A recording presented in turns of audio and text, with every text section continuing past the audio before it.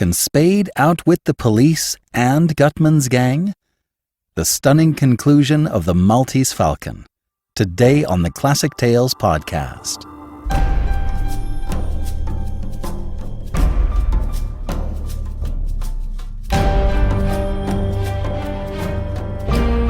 Welcome to the Classic Tales podcast. Thank you for listening. If you'd like to ensure the future of the Classic Tales, please visit the website classictalesaudiobooks.com and either make a donation, buy an audiobook, or pick up one of our many support options. And if you can't support us monetarily, leave us a review or share an episode with a friend. It all helps. Today we conclude the Maltese Falcon. There is a little more coarse language in this story than in our usual fare. So if you run into something that makes you uncomfortable, you might want to consider why that is. Might be a good thing to think about.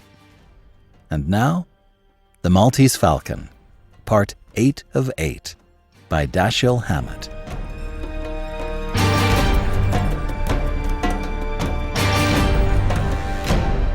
Chapter 19, The Russian's Hand. The boy lay on his back on the sofa, a small figure that was, except for its breathing, altogether corpse-like to the eye. Joel Cairo sat beside the boy, bending over him, rubbing his cheeks and wrists, smoothing his hair back from his forehead, whispering to him, and peering anxiously down at his white, still face. Bridget O'Shaughnessy stood in an angle made by table and wall. One of her hands was flat on the table, the other to her breast. She pinched her lower lip between her teeth and glanced furtively at Spade when he was not looking at her. When he looked at her, she looked at Cairo and the boy. Gutman's face had lost its troubled cast and was becoming rosy again. He had put his hands in his trousers pockets. He stood facing Spade, watching him without curiosity. Spade, idly jingling his handful of pistols, nodded at Cairo's back and asked Gutman, "It'll be all right with him?" "I don't know," the fat man replied placidly. "That part will have to be strictly up to you, sir." Spade's smile made his V-shaped chin more salient. He said, "Cairo." The Levantine screwed his dark, anxious face around over his shoulder. Spade said, "Let him rest a while. We're going to give him to the police. We ought to get the details fixed before he comes to." Cairo asked bitterly, "Don't you think you've done enough to him without that?" Spade said, "No." Cairo left the sofa and went close to the fat man. "Please don't do this thing, Mr. Gutman," he begged. "You must realize that—" Spade interrupted him. "That's settled. The question is, what are you going to do about it? Coming in or getting out?"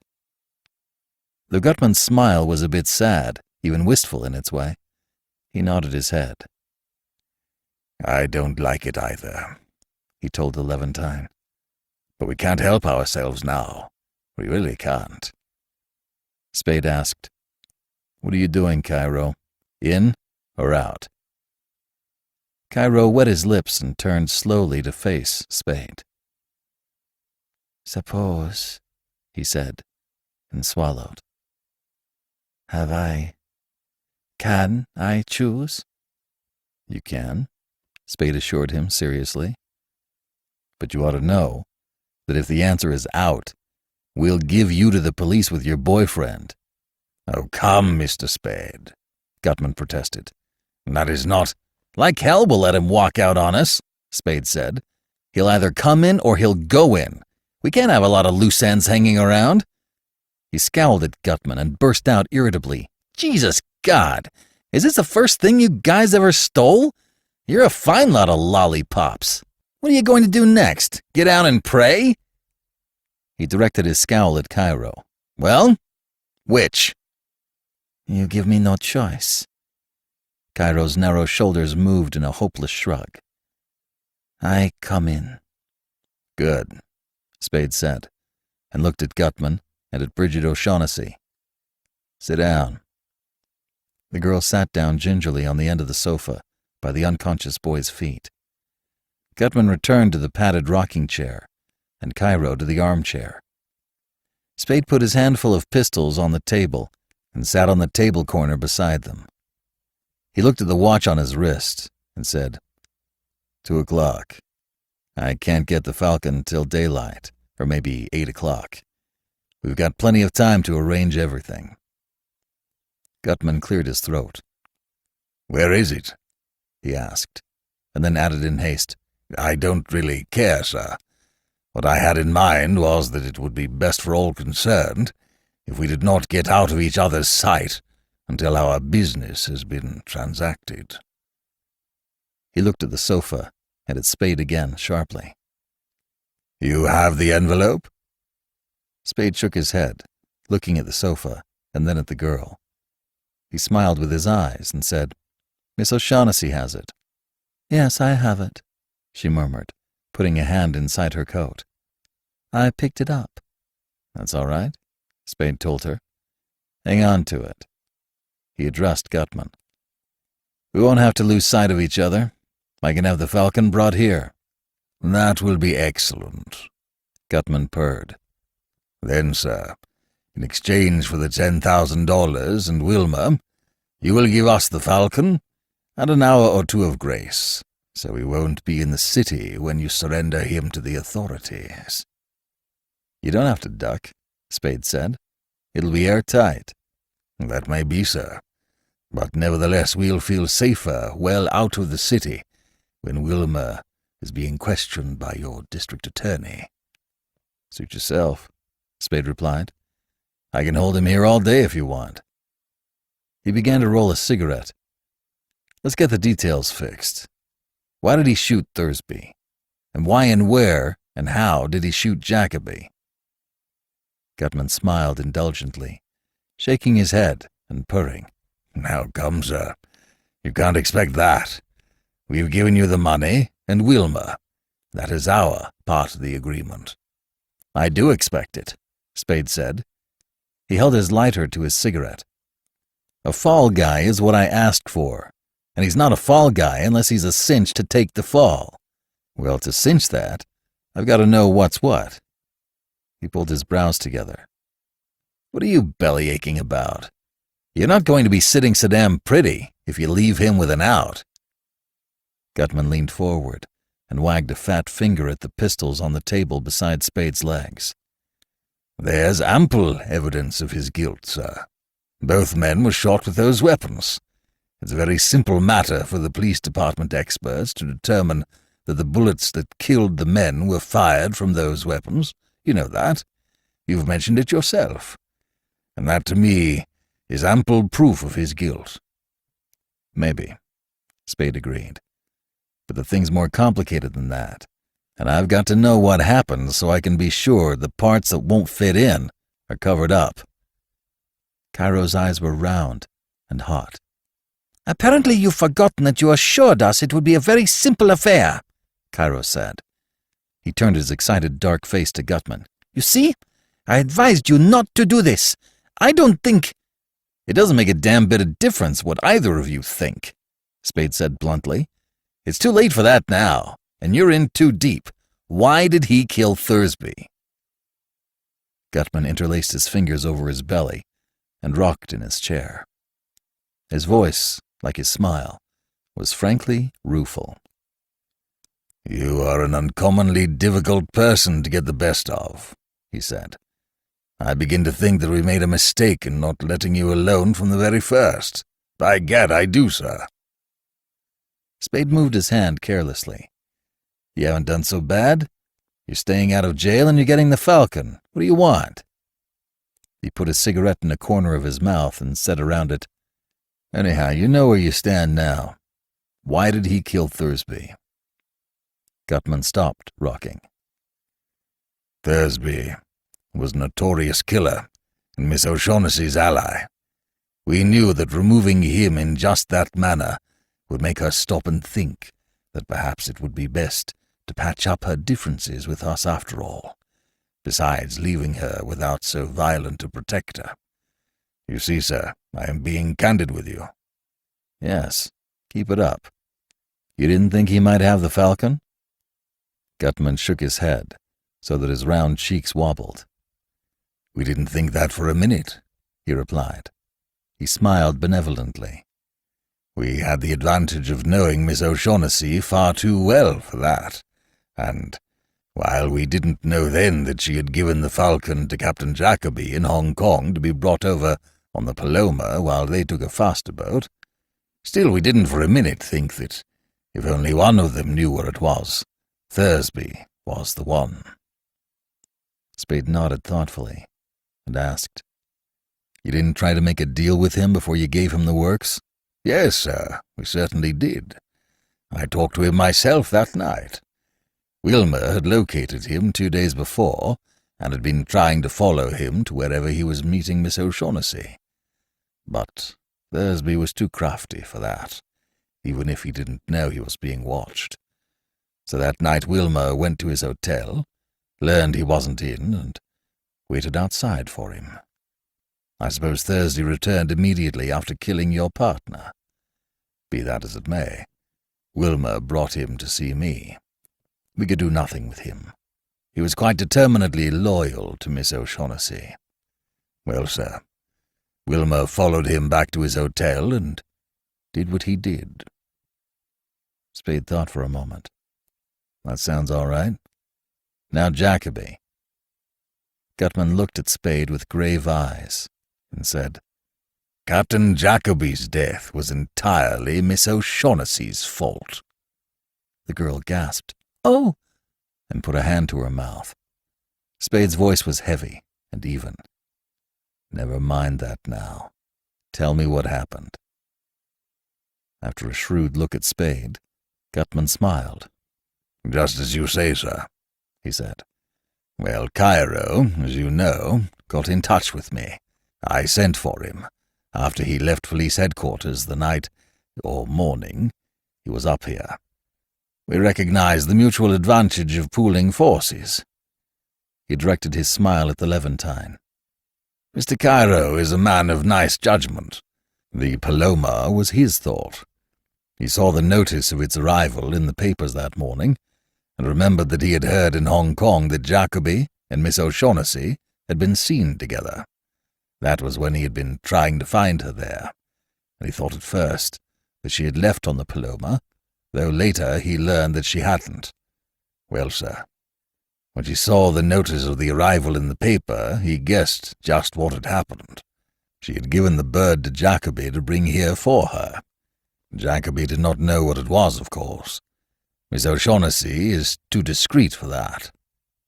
He beamed at the girl, rocked his chair twice, and went on. "Mr. Cairo and Wilmer and I went to call on Captain Jacoby, and were fortunate enough to arrive while Miss O'Shaughnessy was there. In many ways it was a difficult conference, but finally, by midnight, we had persuaded Miss O'Shaughnessy to come to terms, or so we thought. We then left the boat and set out for my hotel, where I was to pay Miss O'Shaughnessy and receive the bird. Well, sir, we mere men should have known better than to suppose ourselves capable of coping with her. En route, she and Captain Jacoby in the Falcon slipped completely through our fingers." He laughed merrily. "By gad, sir, it was neatly done." Spade looked at the girl. Her eyes, large and dark with pleading, met his. He asked Gutman, "You touched off the boat before you left?" "Not intentionally, no, sir," the fat man replied, "though I dare say we, or Wilmer at least, were responsible for the fire. He had been out trying to find the Falcon, while the rest of us were talking in the cabin, and no doubt was careless with matches." "That's fine," Spade said. "If any slip-up makes it necessary for us to try him for Jacoby's murder, we can also hang an arson rap on him.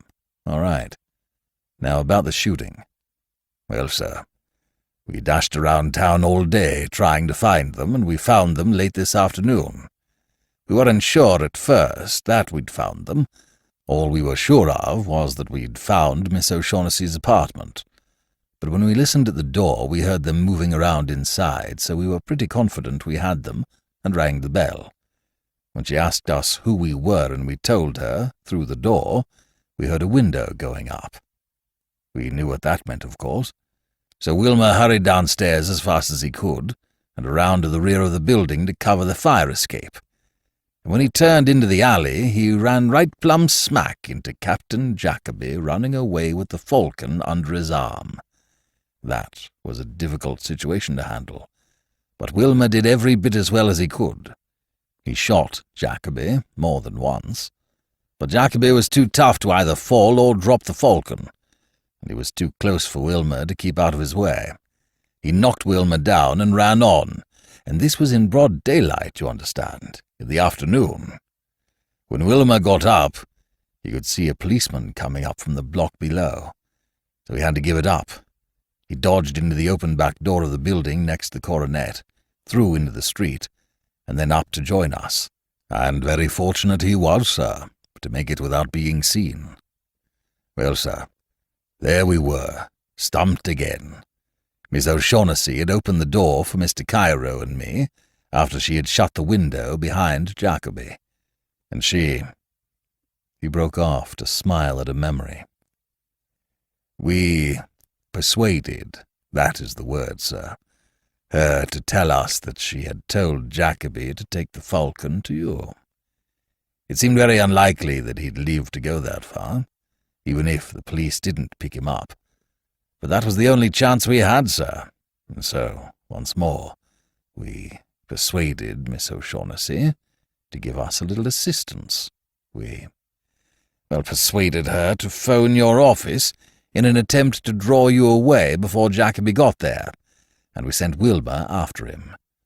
Unfortunately, it had taken us too long to decide and to persuade Miss O'Shaughnessy to— The boy on the sofa groaned and rolled over on his side. His eyes opened and closed several times. The girl stood up and moved into the angle of table and wall again. Cooperate with us, Gutman concluded hurriedly. And so you had the Falcon before we could reach you. The boy put one foot on the floor, raised himself on an elbow, opened his eyes wide, put the other foot down, sat up, and looked around. When his eyes focused on Spade, bewilderment went out of them. Cairo left his armchair and went over to the boy. He put his arm on the boy's shoulders and started to say something. The boy rose quickly to his feet, shaking Cairo's arm off. He glanced around the room once, and then fixed his eyes on Spade again. His face was set hard, and he held his body so tense that it seemed drawn in and shrunken. Spade, sitting on the corner of the table, swinging his legs carelessly, said, "Now listen, kid. If you come over here and start cutting up, I'm going to kick you in the face. Sit down and shut up, and behave, and you'll last longer." The boy looked at Gutman. Gutman smiled benignly at him and said, "Well, Wilmer, I'm sorry indeed to lose you, and I want you to know that I couldn't be any fonder of you if you were my own son. But, well, by God, if you lose a son, it's possible to get another, and there's only one Maltese Falcon." Spade laughed. Cairo moved over and whispered in the boy's ear. The boy, keeping his cold hazel eyes on Gutman's face, sat down on the sofa again. The Levantine sat beside him. Gutman's sigh did not affect the benignity of his smile. He said to Spade, "When you're young, you simply don't understand things." Cairo had an arm around the boy's shoulders again and was whispering to him. Spade grinned at Gutman and addressed Bridget O'Shaughnessy.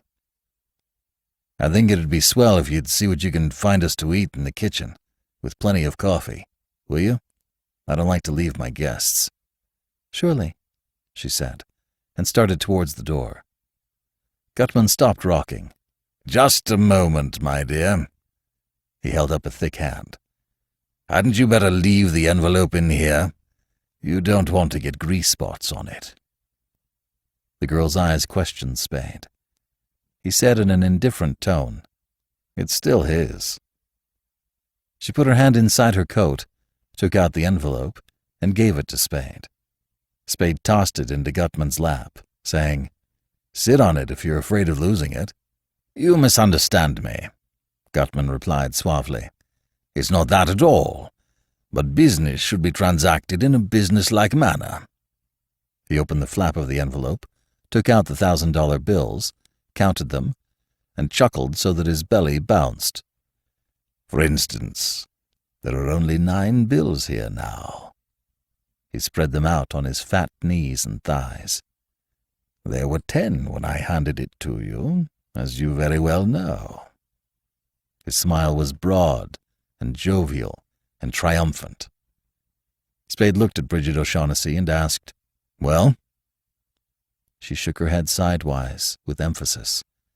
She did not say anything, though her lips moved slightly, as if she had tried to. Her face was frightened. Spade held his hand out to Gutman, and the fat man put the money into it. Spade counted the money, $9,000 bills, and returned it to Gutman. Then Spade stood up, and his face was dull and placid. He picked up the 3 pistols on the table. He spoke in a matter-of-fact voice. "I want to know about this. We," he nodded at the girl, but without looking at her, "are going in the bathroom. The door will be open, and I'll be facing it. Unless you want a 3-story drop, there's no way out of here except past the bathroom door. Don't try to make it." "Really, sir," Gutman protested, "it's not necessary, and certainly not very courteous of you, to threaten us in this manner. You must know that we've not the least desire to leave." "I'll know a lot when I'm through." Spade was patient but resolute. "This trick upsets things. I've got to find the answer. It won't take long." He touched the girl's elbow. "Come on." In the bathroom, Bridget O'Shaughnessy found words. She put her hands up flat on Spade's chest and her face up close to his and whispered, "I did not take that bill, Sam." "I don't think you did," he said, "but I've got to know. Take your clothes off." "You won't take my word for it?" "No. Take your clothes off." "I won't." "All right. We'll go back to the other room and I'll have them taken off." She stepped back with a hand to her mouth. Her eyes were round and horrified. "You would?" she asked through her fingers. "I will," he said. "I've got to know what happened to that bill, and I'm not going to be held up by anybody's maidenly modesty." "Oh, it isn't that." She came close to him and put her hands on his chest again. "I'm not ashamed to be naked before you, but can't you see? Not like this. Can't you see that if you make me, you'll be killing something?" He did not raise his voice. "I don't know anything about that. I've got to know what happened to the bill. Take them off." She looked at his unblinking yellow-gray eyes, and her face became pink and then white again. She drew herself up tall and began to undress. He sat on the side of the bathtub watching her and the open door. No sound came from the living room. She removed her clothes swiftly, without fumbling, letting them fall down on the floor around her feet. When she was naked, she stepped back from her clothing and stood, looking at him. In her mien was pride, without defiance or embarrassment. He put his pistols on the toilet seat, and facing the door, went down on one knee in front of her garments. He picked up each piece and examined it with fingers as well as eyes. He did not find the $1,000 bill. When he had finished, he stood up, holding her clothes out in his hands to her. "Thanks," he said. "Now I know." She took the clothing from him. She did not say anything. He picked up his pistols. He shut the bathroom door behind him and went into the living room. Gutman smiled amiably at him from the rocking chair. "Find it?" he asked. Cairo, sitting beside the boy on the sofa, looked at Spade with questioning, opaque eyes. The boy did not look up. He was leaning forward, head between hands, elbows on knees, staring at the floor between his feet. Spade told Gutman, "No, I didn't find it. You palmed it." The fat man chuckled. "I palmed it? Yes, Spade said, jingling the pistols in his hand. Do you want to say so, or do you want to stand for a frisk? Stand for? You're going to admit it, Spade said, or I'm going to search you. There's no third way. Gutman looked up at Spade's hard face and laughed outright. By gad, sir, I believe you would. I really do. You're a character, sir, if you don't mind my saying so. You palmed it, Spade said.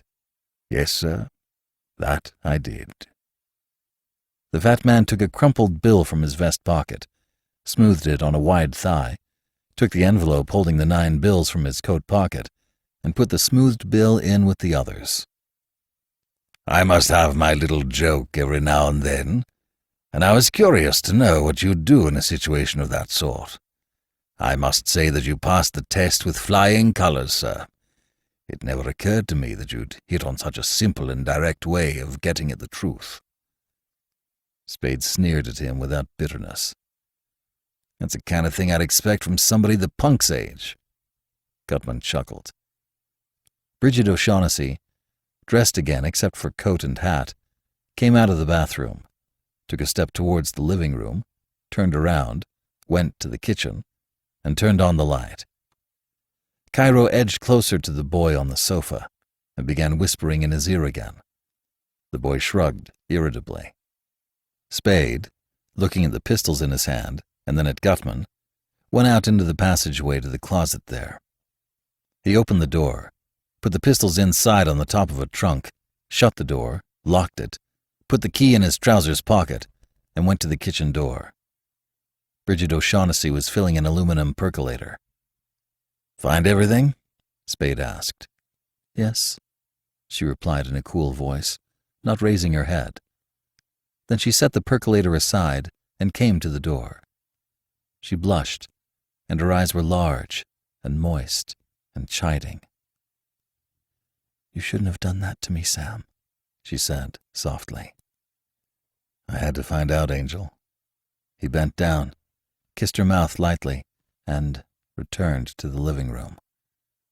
Gutman smiled at Spade and offered him the white envelope, saying, "This will soon be yours. You might as well take it now." Spade did not take it. He sat in the armchair and said, "There's plenty of time for that. We haven't done enough talking about the money end. I ought to have more than 10,000. Gutman said, $10,000 is a lot of money. Spade said, "You're quoting me, but it's not all the money in the world." "No, sir, it's not. I grant you that. But it's a lot of money to be picked up in as few days and as easily as you're getting it." "You think it's been so damned easy?" Spade asked, and shrugged. "Well, maybe. But that's my business."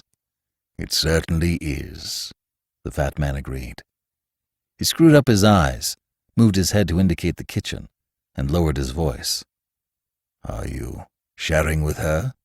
Spade said. "That's my business, too."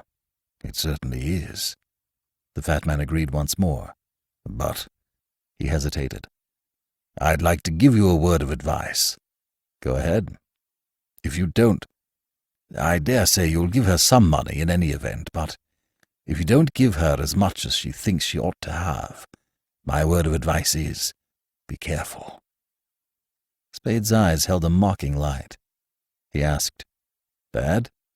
"Bad," the fat man replied. Spade grinned and began to roll a cigarette.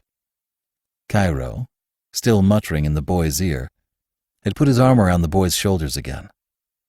Suddenly the boy pushed his arm away and turned on the sofa to face the Levantine. The boy's face held disgust and anger. He made a fist of one small hand and struck Cairo's mouth with it. Cairo cried out as a woman might have cried and drew back to the very end of the sofa. He took a silk handkerchief from his pocket and put it to his mouth. It came away daubed with blood. He put it to his mouth once more and looked reproachfully at the boy. The boy snarled, "Keep away from me," and put his face between his hands again. Cairo's handkerchief released the fragrance of chypre in the room. Cairo's cry had brought Bridget O'Shaughnessy to the door. Spade, grinning, jerked a thumb at the sofa and told her, The course of true love. How's the food coming along? It's coming, she said, and went back to the kitchen. Spade lighted his cigarette and addressed Gutman. Let's talk about the money. Willingly, sir, with all my heart, the fat man replied. But I might as well tell you frankly right now that 10,000 is every cent I can raise. Spade exhaled smoke. I ought to have 20. I wish I could. I'd give it to you gladly if I had it. But $10,000 is every cent I can manage, on my word of honor. Of course, sir, you understand that is simply the first payment. Later— Spade laughed. I know you'll give me millions later, he said. But let's stick to this first payment now. 15,000? Gutman smiled and frowned and shook his head. Mr. Spade, I've told you frankly and candidly and on my word of honor as a gentleman that $10,000 is all the money I've got, every penny, and all I can raise. But you didn't say positively. Gutman laughed and said, Positively. Spade said gloomily, That's not any too good, but if it's the best you can do, give it to me. Gutman handed him the envelope. Spade counted the bills and was putting them in his pocket when Bridget O'Shaughnessy came in carrying a tray. The boy would not eat. Cairo took a cup of coffee. The girl, Gutman, and Spade ate the scrambled eggs, bacon, toast, and marmalade she had prepared, and drank 2 cups of coffee apiece. Then they settled down to wait the rest of the night through.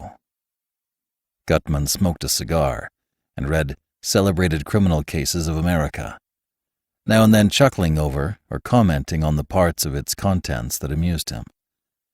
Cairo nursed his mouth and sulked on his end of the sofa. The boy sat with his head in his hands until a little after 4 o'clock. Then he lay down with his feet towards Cairo, turned his face to the window, and went to sleep. Bridget O'Shaughnessy, in the armchair, dozed, listened to the fat man's comments, and carried on wide-spaced desultory conversations with Spade. Spade rolled and smoked cigarettes and moved, without fidgeting or nervousness, around the room. He sat sometimes on an arm of the girl's chair, on the table corner, on the floor at her feet, on a straight-backed chair. He was wide awake, cheerful, and full of vigor. At 5:30 he went into the kitchen and made more coffee. Half an hour later the boy stirred, awakened, and sat up, yawning. Gutman looked at his watch and questioned Spade. Can you get it now? Give me another hour. Gutman nodded and went back to his book. At 7 o'clock, Spade went to the telephone and called Effie Perrin's number. Hello, Mrs. Perrin. This is Mr. Spade. Will you let me talk to Effie, please? Yes, it is. Thanks. He whistled 2 lines of En Cuba softly. Hello, Angel. Sorry to get you up. Yes, very. Here's the plot. In our Holland box at the post office, you'll find an envelope addressed in my scribble. There's a Pickwick Stage parcel room check in it, for the bundle we got yesterday. Will you get the bundle and bring it to me, PDQ? Yes, I'm home. That's the girl. Hustle. Bye. The street doorbell rang at 10 minutes of 8. Spade went to the telephone box and pressed the button that released the lock. Gutman put down his book and rose, smiling. You don't mind if I go to the door with you? He asked. Okay, Spade told him. Gutman followed him to the corridor door. Spade opened it. Presently, Effie Perrin, carrying the brown-wrapped parcel, came from the elevator. Her boyish face was gay and bright, and she came forward quickly, almost trotting. After one glance, she did not look at Gutman. She smiled at Spade and gave him the parcel. He took it, saying, Thanks a lot, lady. I'm sorry to spoil your day of rest, but this— It's not the first one you've spoiled, she replied, laughing, and then, when it was apparent that he was not going to invite her in, asked, Anything else? He shook his head. No, thanks.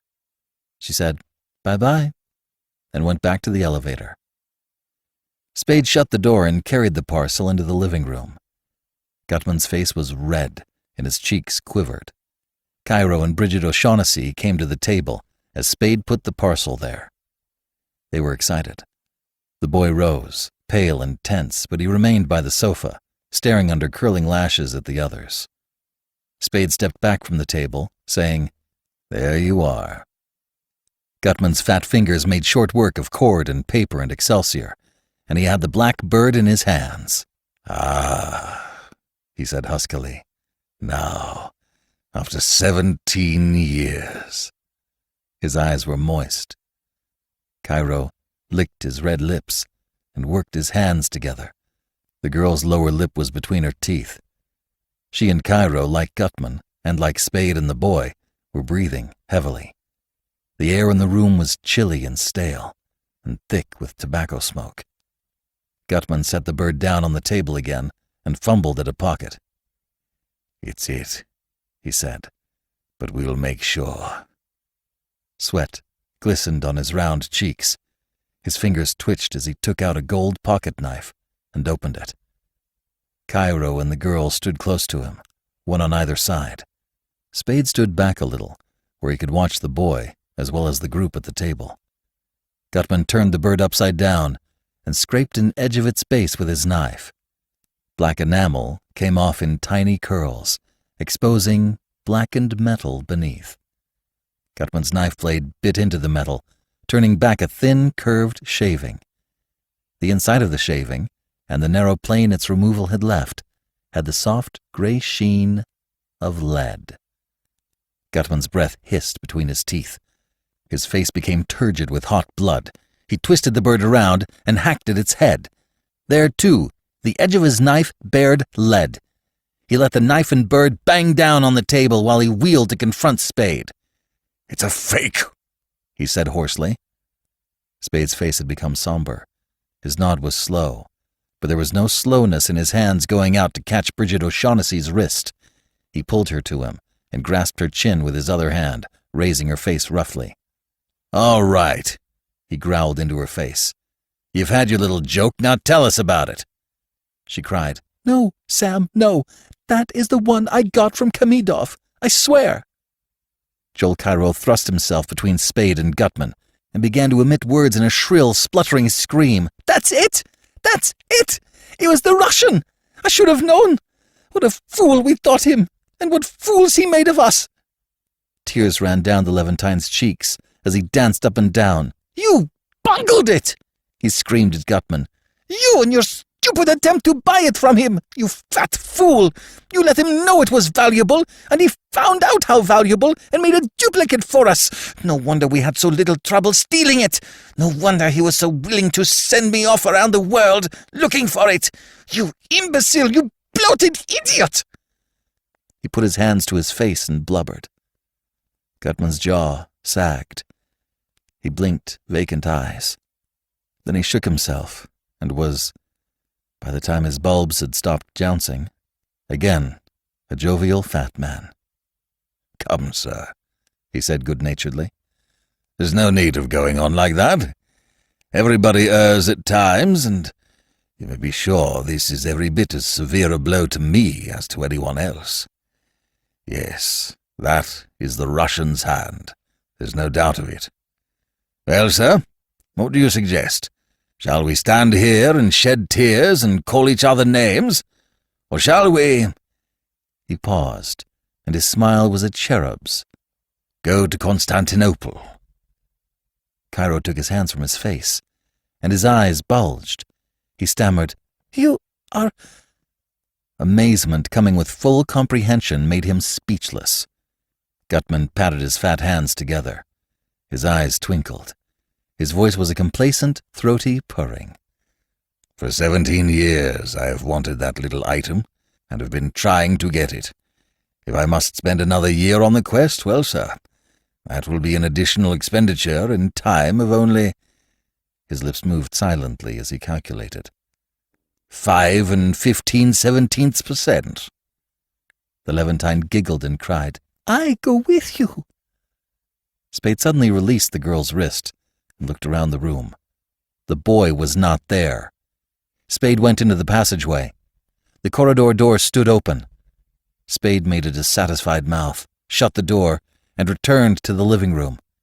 He leaned against the doorframe and looked at Gutman and Cairo. He looked at Gutman for a long time, sourly. Then he spoke, mimicking the fat man's throaty purr. "Well, sir, I must say you're a swell lot of thieves." Gutman chuckled. "We've little enough to boast about, and that's a fact, sir," he said. "But, well, we're none of us dead yet, and there's not a bit of use thinking the world's come to an end just because we've run into a little setback." He brought his left hand from behind him and held it out towards Spade, pink, smooth, hilly palm up. "I'll have to ask you for that envelope, sir." Spade did not move. His face was wooden. He said, "I held up my end. You got your dingus. It's your hard luck, not mine, that it wasn't what you wanted." "Now come, sir," Gutman said persuasively. "We've all failed, and there's no reason for expecting any one of us to bear the brunt of it. And—" He brought his right hand from behind him.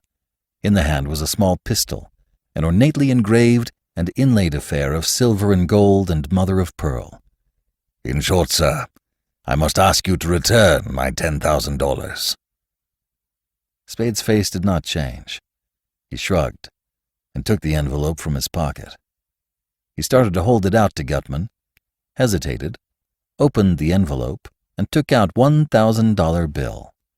He put that bill into his trousers pocket. He tucked the envelope's flap in over the other bills and held them out to Gutman. "That'll take care of my time and expenses," he said. Gutman, after a little pause, imitated Spade's shrug and accepted the envelope. He said, "Now, sir, we will say goodbye to you. Unless—" The fat puffs around his eyes crinkled. "You care to undertake the Constantinople expedition with us? You don't? Well, sir, frankly, I'd like to have you along. You're a man to my liking, a man of many resources and nice judgment. Because we know you're a man of nice judgment, we know we can say goodbye with every assurance that you'll hold the details of our little enterprise in confidence. We know we can count on you to appreciate the fact that as the situation now stands, any legal difficulties that come to us in connection with these last few days would likewise and equally come to you and the charming Miss O'Shaughnessy. You're too shrewd not to recognize that, sir, I'm sure." "I understand that," Spade replied. "I was sure you would. I'm also sure that now there's no alternative. You'll somehow manage the police without a fall guy." "I'll make out all right," Spade replied. "I was sure you would.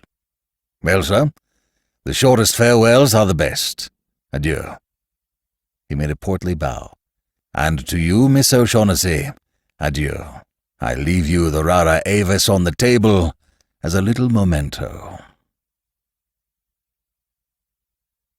Chapter 20. If They Hang You. For all of 5 minutes after the outer door had closed behind Caspar Gutman and Joel Cairo, Spade, motionless, stood staring at the knob of the open living room door.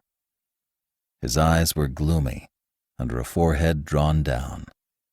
The clefts at the root of his nose were deep and red. His lips protruded loosely, pouting. He drew them in to make a hard V and went to the telephone. He had not looked at Bridget O'Shaughnessy, who stood by the table looking with uneasy eyes at him. He picked up the telephone, set it on its shelf again, and bent to look into the telephone directory hanging from a corner of the shelf. He turned the pages rapidly until he found the one he wanted, ran his finger down a column, straightened up, and lifted the telephone from the shelf again. He called a number and said, "Hello, is Sergeant Polhouse there? Will you call him, please? This is Samuel Spade." He stared into space, waiting. "Hello, Tom? I've got something for you." "Yes, plenty. Here it is. Thursby and Jacoby were shot by a kid named Wilmer Cook." He described the boy minutely. "He's working for a man named Caspar Gutman." He described Gutman. "That fellow Cairo you met here is in with them too." Yes, that's it. Gutman's staying at the Alexandria, Suite 12C, or was. They've just left here, and they're blowing town, so you'll have to move fast. But I don't think they're expecting a pinch. There's a girl in it, too. Gutman's daughter. He described Rhea Gutman. Watch yourself when you go up against the kid. He's supposed to be pretty good with the gun. That's right, Tom. And I've got some stuff here for you. I think I've got the guns he used. That's right. Step on it, and luck to you. Spade slowly replaced receiver on prong, telephone on shelf. He wet his lips and looked down at his hands. Their palms were wet. He filled his deep chest with air. His eyes were glittering between straightened lids. He turned and took 3 long, swift steps into the living room. Bridget O'Shaughnessy, startled by the suddenness of his approach, let her breath out in a little laughing gasp. Spade, face to face with her, very close to her, tall, big-boned and thick-muscled, coldly smiling, hard of jaw and eye, said, "They'll talk when they're nailed, about us. We're sitting on dynamite, and we've only got minutes to get set for the police. Give me all of it, fast. Gutman sent you and Cairo to Constantinople?" She started to speak, hesitated, and bit her lip. He put a hand on her shoulder. "God damn you, talk!" he said. "I'm in this with you, and you're not going to gum it. Talk. He sent you to Constantinople?" Yes, he sent me. I met Joe there, and asked him to help me. Then we—" "Wait. You asked Cairo to help you get it from Kamidov?" "Yes." "For Gutman?" She hesitated again, squirmed under the hard, angry glare of his eyes, swallowed, and said, "No, not then. We thought we would get it for ourselves." "All right. Then?" "Oh, then I began to be afraid that Joe wouldn't play fair with me, so I asked Floyd Thursby to help me." "And he did. Well?" "Well, we got it and went to Hong Kong." "With Cairo? Or had you ditched him before that?" "Yes. We left him in Constantinople, in jail. Something about a check." "Something you fixed up to hold him there?" She looked shamefacedly at Spade and whispered, "Yes." "Right. Now you and Thursby are in Hong Kong with the bird." "Yes. And then, I didn't know him very well. I didn't know whether I could trust him. I thought it would be safer. Anyway, I met Captain Jacoby, and I knew his boat was coming here, so I asked him to bring a package for me, and that was the bird. I wasn't sure I could trust Thursby, or that Joe, or somebody working for Gutman, might not be on the boat we came on, and that seemed the safest plan." "All right. Then you and Thursby caught one of the fast boats over. Then what?" Then I was afraid of Gutman. I knew he had people, connections, everywhere, and he'd soon know what we had done. And I was afraid he'd have learned that we had left Hong Kong for San Francisco. He was in New York, and I knew if he heard that by cable, he would have plenty of time to get here by the time we did, or before. He did. I didn't know that then, but I was afraid of it, and I had to wait here until Captain Jacoby's boat arrived, and I was afraid Gutman would find me, or find Floyd, and buy him over. That's why I came to you, and asked you to watch him for—" "That's a lie," Spade said. "You had Thursby hooked and you knew it. He was a sucker for women. His record shows that. The only falls he took were over women. And once a chump, always a chump. Maybe you didn't know his record, but you'd know you had him safe." She blushed and looked timidly at him. He said, "You wanted to get him out of the way before Jacoby came with the loot. What was your scheme?" I knew he'd left the States with a gambler after some trouble. I didn't know what it was, but I thought that if it was anything serious and he saw a detective watching him, he'd think it was on account of the old trouble and would be frightened into going away. I didn't think—" "You told him he was being shadowed," Spade said confidently. "Miles hadn't many brains, but he wasn't clumsy enough to be spotted the first night." "I told him, yes. When we went out for a walk that night, I pretended to discover Mr. Archer following us and pointed him out to Floyd." She sobbed. "But please believe, Sam, that I wouldn't have done it if I had thought Floyd would kill him. I thought he'd be frightened into leaving the city. I didn't for a minute think he'd shoot him like that." Spade smiled, wolfishly with his lips, but not at all with his eyes. He said, "If you thought he wouldn't, You were right, Angel. The girl's upraised face held utter astonishment. Spade said, Thursby didn't shoot him. Incredulity joined astonishment in the girl's face. Spade said, Miles hadn't many brains, but Christ, he'd had too many years' experience as a detective to be caught like that by the man he was shadowing. Up a blind alley, with his gun tucked away on his hip and his overcoat buttoned? Not a chance. He was as dumb as any man ought to be, but he wasn't quite that dumb. The only two ways out of the alley could be watched from the edge of Bush Street over the tunnel. You'd told us Thursby was a bad actor. He couldn't have tricked Miles into the alley like that, and he couldn't have driven him in. He was dumb, but not dumb enough for that. He ran his tongue over the inside of his lips and smiled affectionately at the girl. He said, But he'd have gone up there with you, Angel, if he was sure nobody else was up there. You were his client, so he would have had no reason for not dropping the shadow on your say-so. And if you caught up with him and asked him to go up there, he'd have gone. He was just dumb enough for that. He'd have looked you up and down and licked his lips and gone grinning from ear to ear. And then you could have stood as close to him as you liked in the dark and put a hole through him with the gun you had got from Thursby that evening. Bridget O'Shaughnessy shrank back from him until the edge of the table stopped her. She looked at him with terrified eyes and cried, Don't talk to me like that, Sam. You know I didn't. You know. Stop it. He looked at the watch on his wrist.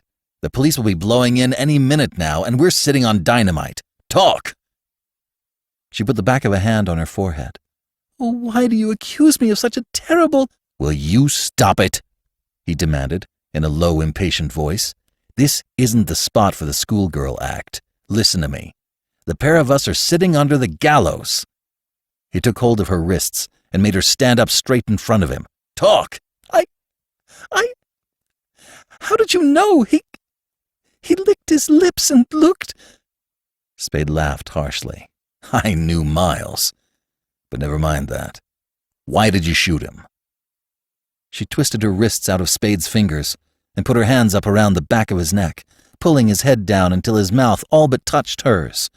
Her body was flat against his from knees to chest. He put his arms around her, holding her tight to him. Her dark-lashed lids were half down her velvet eyes. Her voice was hushed, throbbing. I didn't mean to at first. I didn't, really. I meant what I told you. But when I saw Floyd couldn't be frightened, Spade slapped her shoulder. He said, That's a lie. You asked Miles and me to handle it ourselves.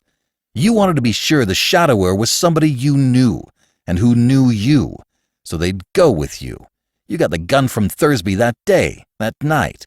You had already rented the apartment at the Coronet. You had trunks there, and none at the hotel. And when I looked the apartment over, I found a rent receipt dated 5 or 6 days before the time you told me you rented it. She swallowed with difficulty, and her voice was humble. Yes, that's a lie, Sam. I did intend to if Floyd— I can't look at you and tell you this, Sam. She pulled his head farther down until her cheek was against his cheek, her mouth by his ear, and whispered, I knew Floyd wouldn't be easily frightened, but I thought that if he knew somebody was shadowing him, either he'd— Oh, I can't say it, Sam! She clung to him, sobbing.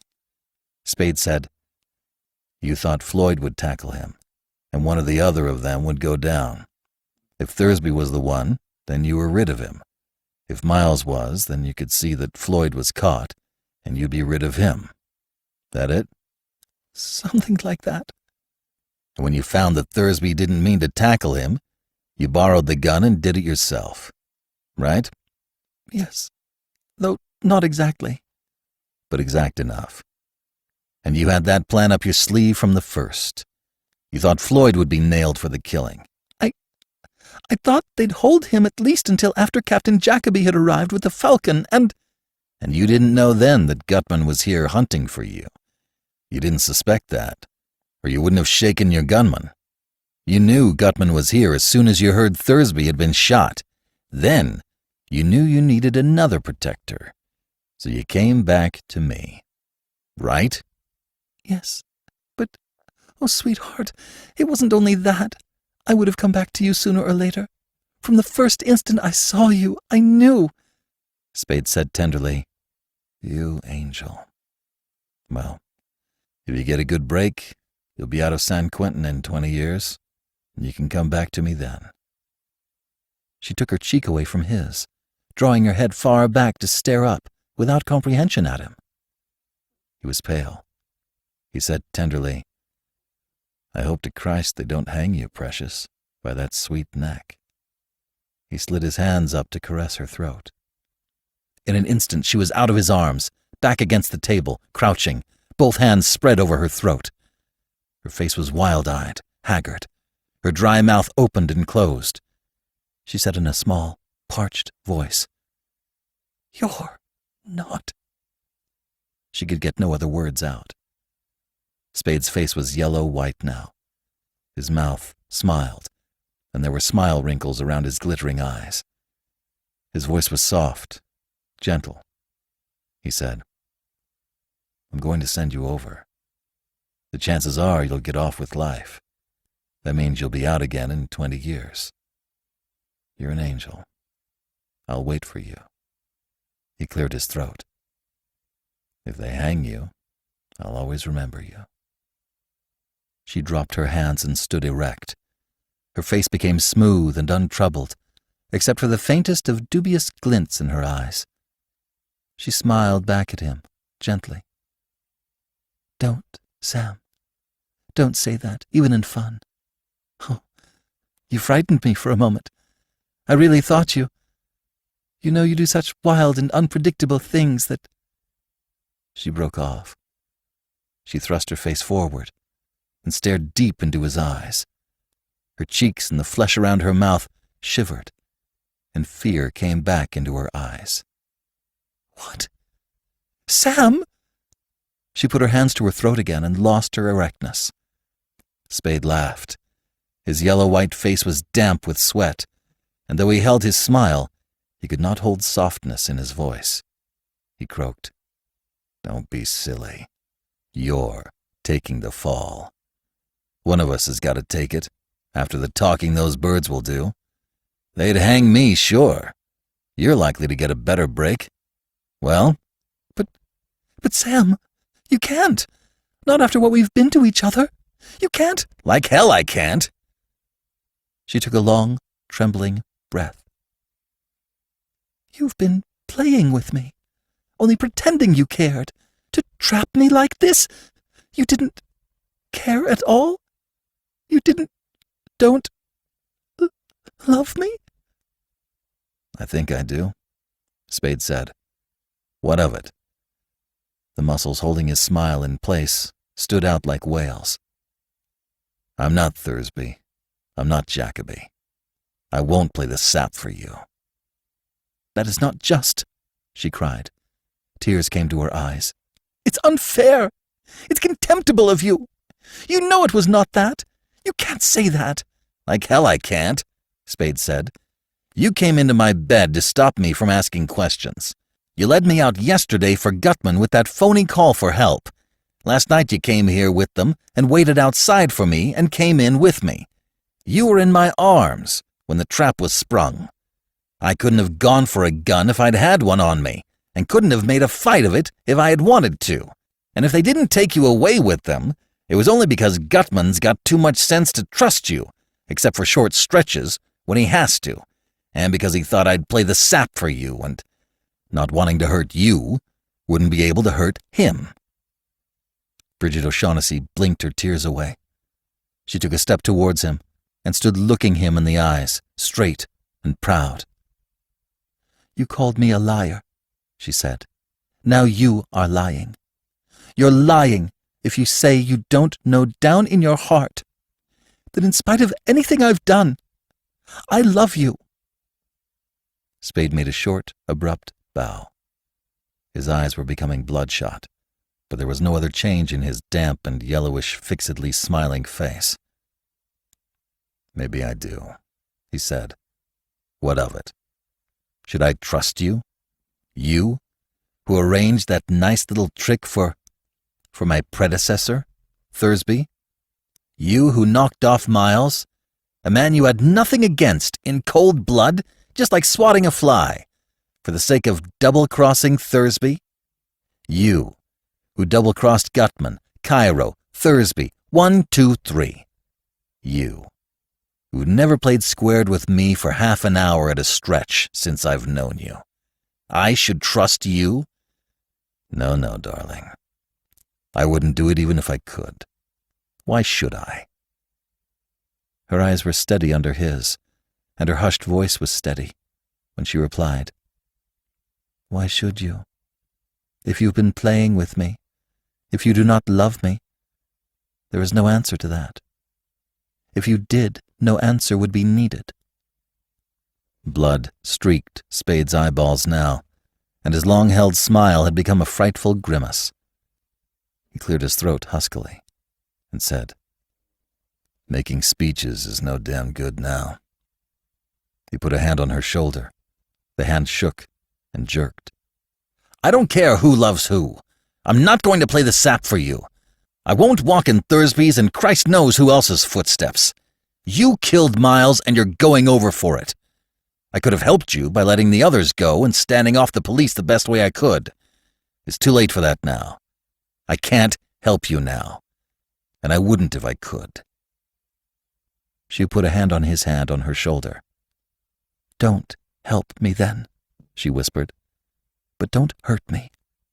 Let me go away now. No, he said. I'm sunk if I haven't got you to hand over to the police when they come.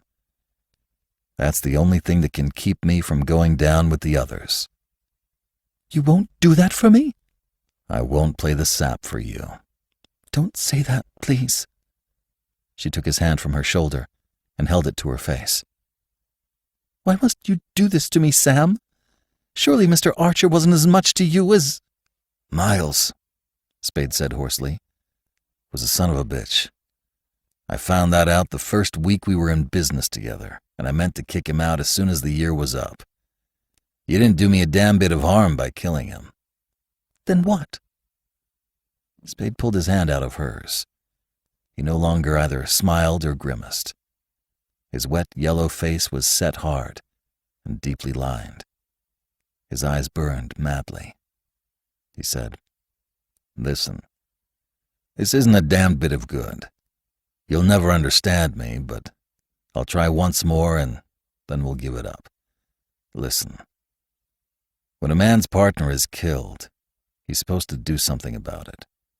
It doesn't make any difference what you thought of him. He was your partner, and you're supposed to do something about it.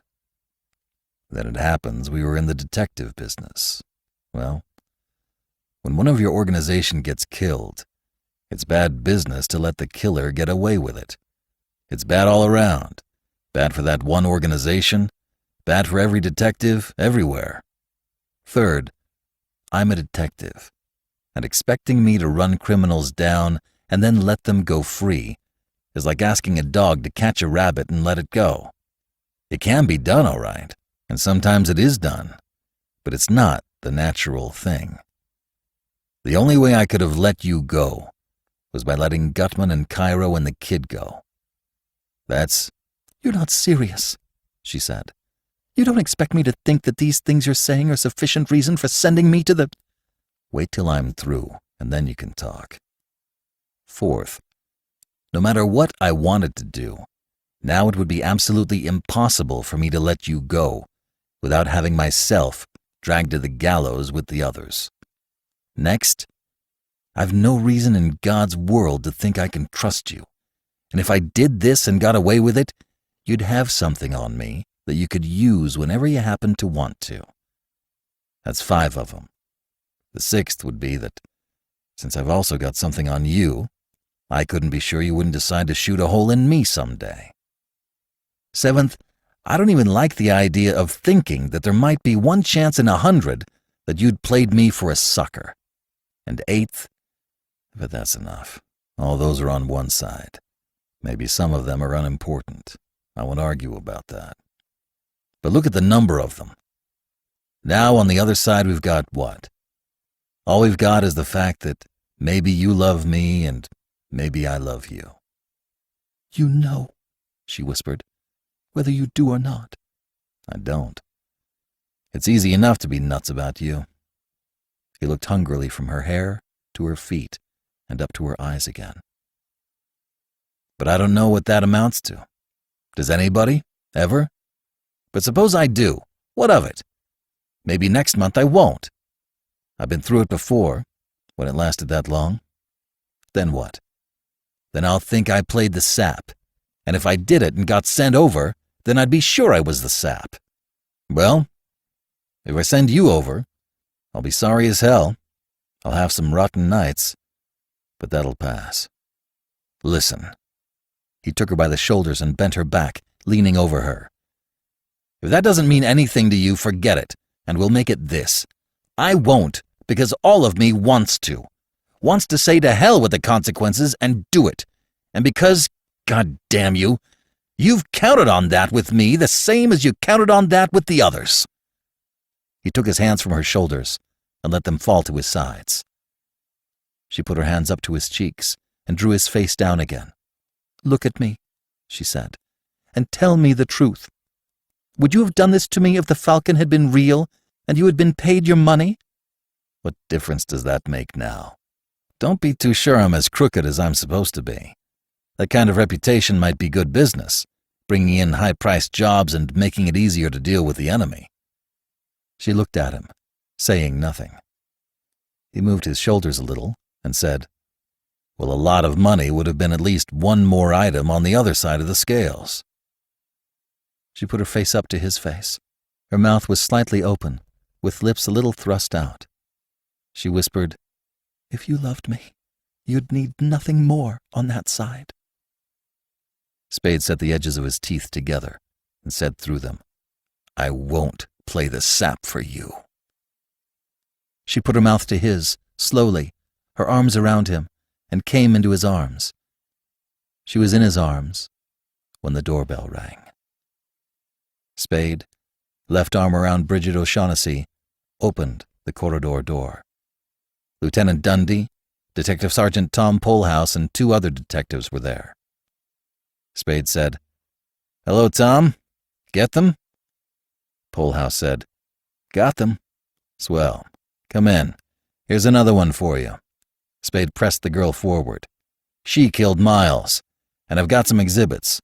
The boy's guns, one of Cairo's, a black statuette that all the hell was about, and a $1,000 bill that I was supposed to be bribed with.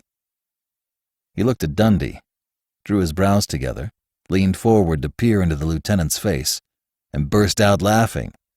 What in hell's the matter with your little playmate, Tom? He looks heartbroken.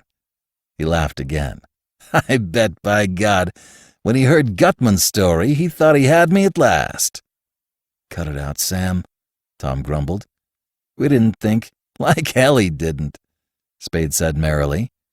He came up here with his mouth watering, though you'd have sense enough to know I'd been stringing Gutman. Cut it out, Tom grumbled again, looking uneasily sidewise at his superior. Anyways, we got it from Cairo. Gutman's dead. The kid had just finished shooting him up when we got there. Spade nodded.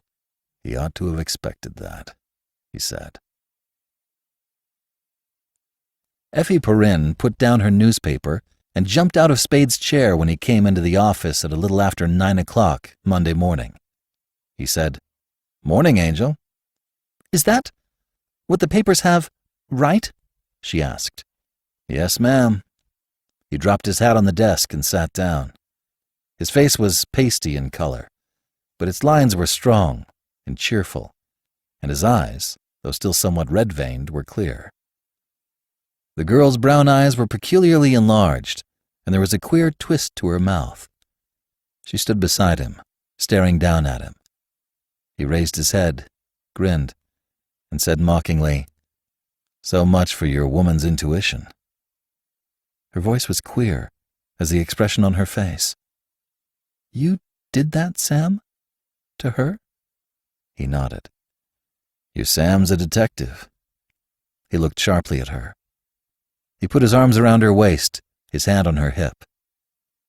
She did kill Miles, Angel, he said gently, offhand, like that. He snapped the fingers of his other hand. She escaped from his arm as if it had hurt her. Don't, please. Don't touch me, she said brokenly. I know you're right. You're right, but don't touch me now. Not now. Spade's face became pale as his collar. The corridor door's knob rattled. Effie Perrin turned quickly and went into the outer office, shutting the door behind her.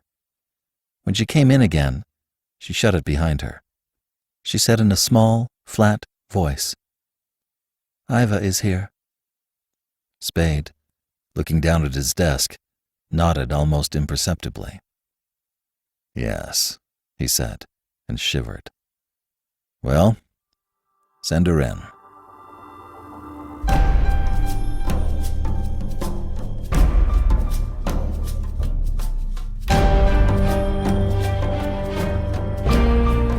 This is B.J. Harrison.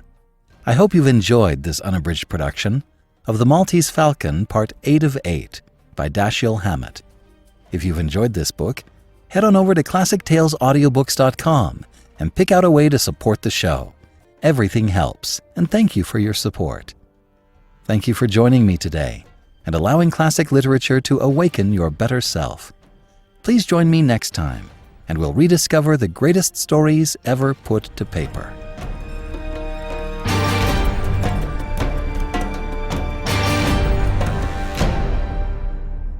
Part of the Airwave Podcasting Network.